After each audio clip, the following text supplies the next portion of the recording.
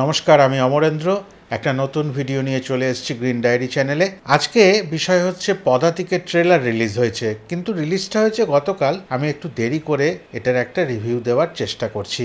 সৃজিত মুখার্জি এই ট্রেলারটা দিয়েই বুঝিয়ে দিয়েছেন উনি যা করতে পারেন সেই সাহসী পদক্ষেপগুলো অন্যরা কেন নিতে পারেন না, বা কেন অন্যদের থেকে উনি একটু ভিন্ন।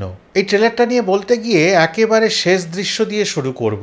একেবারে শেষ দৃশ্যে মানে ট্রেলারের নগ্ন অবস্থায় অল্প বয়সে মৃণাল সেনকে দেখা যাচ্ছে, যেটা উনি যখন মেডিকেল রিপ্রেজেন্টেটিভ ছিলেন, মানে চাকরি করতেন, তখনকার একটা ঘটনার চিত্রায়ন। আর এই বিশেষ দৃশ্যটা দিয়েই শেষ করা ট্রেলারটাকে এটা আমাকে নাড়িয়ে দিয়েছে। চালচিত্র সিনেমাটিতে শুধুমাত্র উল্লেখ করা হয়েছিল, কিন্তু দৃশ্যায়ন করা হয়নি। এখানে অদ্ভুতভাবে সেই একেবারে গোপন ঘটনা, সেই ঘটনাটাকে যে বড় পর্দায় সাহস দেখিয়ে নিয়ে এসছেন সৃজিত মুখার্জি, তাকে কুর্নিশ জানাতে হয়। এই পুরো ট্রেলারটিতে ফেলিওর, আপস অ্যান্ড ডাউনস, পরিবারের সঙ্গে দূরত্ব তৈরি হওয়া, সন্তানের সঙ্গে, স্ত্রীর সঙ্গে ঠিক যেন সময় দেওয়া হয়ে উঠল না, এইসব আক্ষেপগুলো নিয়ে মাত্র 2 মিনিট 58 সেকেন্ডে সৃজিত মুখার্জি একটা অদ্ভুত রকমের গল্প আমাদের কাছে তুলে ধরলেন। যদি টিজার, ট্রেলার সমস্তটাকে নিয়ে ব্যাখ্যা করি, মৃণাল সেনের পুরো জীবনটা আমরা 4টে ধাপে দেখতে পাচ্ছি। একেবারে কম বয়সের চরিত্রে অভিনয় করলেন মৃণাল সেনের কোরাক সামন্ত। কোরাক সামন্ত কিন্তু মঞ্চের অভিনেতা, সেই জন্য ওনাকে কিভাবে খুঁজে সৃজিত মুখার্জি এই জায়গায় কাস্টিং করলেন, এটা যেন আমার ব্যক্তিগতভাবে খুব জানতে ইচ্ছা করে, যে এত অদ্ভুতভাবে ওনাকে মানে মিশ্রণটার সঙ্গে মিশিয়ে দেওয়া হয়েছে। এটা যেন একটা ভালো লাগা কাজ করছে। আর ওই যে বারবার করে বলতে হয়, আমার খুব জানতে ইচ্ছা করছে ওনাকে কিভাবে পেলেন, আর কিভাবে মৃণাল সেনের ছেলেবেলায় তাকে যে একেবারে মানিয়ে যেতে পারে, মানে অন্তত দর্শকের মনে জায়গা করে নিতে পারে, সেটা কি করে তিনি ভেবে উঠলেন। আর বাকি 3টি পর্যায় 3 ভাবে ধরা দিয়েছেন চঞ্চল চৌধুরী। মৃণাল সেনের বিভিন্ন বয়সকে একটি অভিনেতার মাধ্যমে যেভাবে সৃজিত মুখার্জি তুলে ধরেছেন, সেটা কিন্তু শিক্ষণীয়। আর পুরো 2 মিনিট 58 সেকেন্ড জুড়ে মোচড়ে মোচড়ে মিউজিক চেঞ্জ করে বিজিএম এত সুন্দরভাবে ইউজ করেছেন দ্য গ্রেট ইন্দ্রদীপ দাশগুপ্ত, ভাবতে বাধ্য করছে যে এটা কোন সময়ে চলে যাচ্ছি, কোন সময়ের কথা বলছে, কখন ভেতরে একটা বিদ্রোহ তৈরি করছে, কখন একেবারে বিষণ্ণতা, কখন ফিরে যাওয়া ছেলেবেলায়। এই সমস্তটা যেন মোচড়ে মোচড়ে মিউজিক দিয়ে সুন্দর করে সাজিয়ে দিয়েছেন।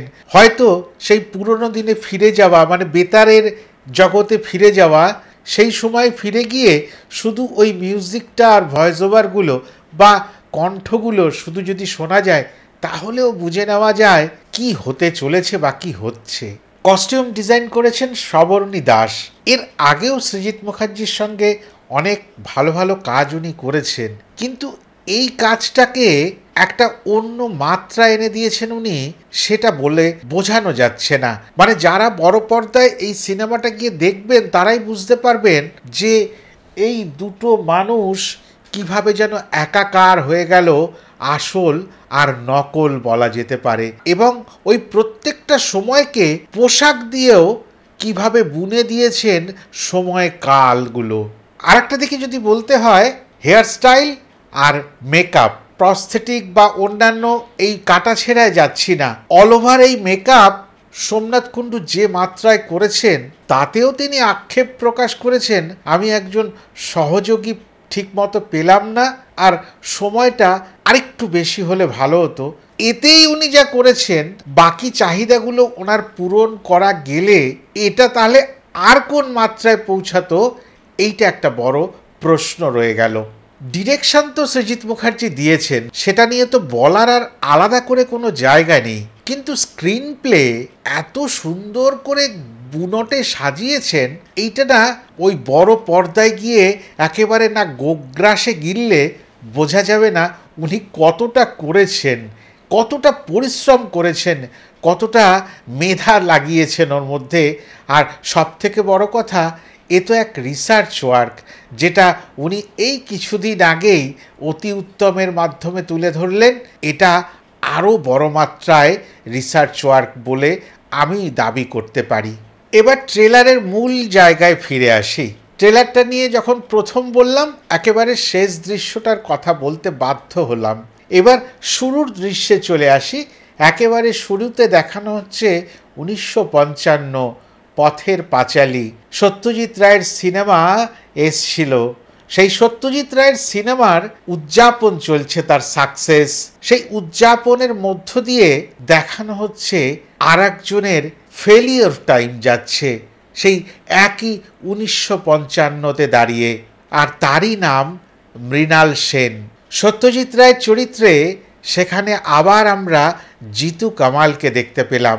আর ওই সামান্য একটু পথের পাঁচালীর সেই মহামূল্যবান হৃদয় কেড়ে নেওয়া দৃশ্যটি দেখতে পেলাম। দূরে ট্রেন গাড়ি, অপু দুর্গা আর কাশফুল। সেই অদ্ভুত দৃশ্যটা শিহরণ জাগিয়ে গেল। আর পাশাপাশি পদাতিকে ধরা পড়ে গেল অনিক দত্তর অপরাজিত। আর ওই 1955-এ যেটা বললাম, একই সময়ে যখন ভেঙে পড়েছিলেন মৃণাল সেন, কিন্তু তিনি ওই 1955-এ যে ভেঙে পড়েছিলেন, সেই দিনটা যদি সিনেমা ছেড়ে দিতেন করা, তাহলে আজকে পুরো ইন্ডিয়ান সিনেমার হিস্ট্রিকে বদলে দেওয়ার মানুষটাকে আমরা হয়তো পেতাম না। সেদিন ভেঙে পড়ে তিনি বলেছিলেন, আমি ফিল্ম মেকিং ছেড়ে দেব, আমি গল্প বলতে পারি না, আমি গল্প বলতে শিখিনি। আমার জন্য ওই মেডিকেল রিপ্রেজেন্টেটিভের চাকরিটাই বরঞ্চ বেশি ভালো ছিল। আক্ষেপ প্রকাশ করেছিলেন ওই 1955-তে দাঁড়িয়ে। আর ঠিক সেই সময় মৃণাল সেনের স্ত্রীর চরিত্রে অভিনয় করছেন মোনামি ঘোষ, মানে গীতা সেনের চরিত্রে। তিনি বলে উঠলেন, ঠিক যেটা করতে চাও সেটাই করবে, আপোষ করবে না। আহা, এই রকম একটি কথা ঘরে ফিরে এসে শত দারিদ্রতার মধ্যে দাঁড়িয়েও, সমস্ত কিছু ত্যাগ করেও, আতপেটা খেয়েও যখন একজন স্ত্রীর মুখ থেকে একজন পুরুষ শোনেন, সেই পুরুষের ভাগ্য নিয়ে আর নতুন কিছু করে বলতে হয় না। সে যে কোনোভাবেই তার কর্মে সঠিক পথ খুঁজে পাবেই। মাঝখানে একটা দৃশ্যতে দেখা যাচ্ছে যে প্রযোজকদের সঙ্গে হয়তো একটা তর্কাতর্কি হচ্ছে, কখনো সিনেমার নাম নিয়ে, কখনো সিনেমার একটি বিশেষ দৃশ্যকে বাদ দিয়ে দেওয়া নিয়ে। এই তর্কাতর্কির পরে অদ্ভুত একটা ডায়লগ মৃণাল সেন, মানে চঞ্চল চৌধুরীর কণ্ঠে আমরা শুনতে পাচ্ছি, যে গল্পটা যেভাবে আমি বলতে চাই সেভাবেই আমি বলবো, কেননা ভরপেট খাওয়ার চেয়ে শান্তিতে একটু ঘুমোনো বিশেষ জরুরি। আর এরপরেই একটা অদ্ভুত দৃশ্য, তার কলকাতার বাড়ি, ড্রয়িং রুমে তিনি হয়তো বসেছিলেন। বয়স তখন তার কাঁধ খেয়ে ঝুঁকিয়ে দিয়েছে। সেরকম ঝুঁকে যাওয়া ক্লান্ত শরীরে একটু একটু করে দরজাটা খুলে বাইরে বেরোলেন। সে সময় একটা ডায়লগ ভয়েস ওভারে ভেসে উঠল, সিনেমার এক পা বাস্তবে আর এক পা মায়া, ইলিউশন, ফ্যান্টাসিতে থাকে। এইটা বলে গুটি গুটি পায় যখন উনি সেই ড্রয়িং রুমের দরজা খুলে বাইরে বেরোলেন, অদ্ভুতভাবে ম্যাচ করিয়ে তার যেন ছেলেবেলায় ফিরিয়ে দিলেন।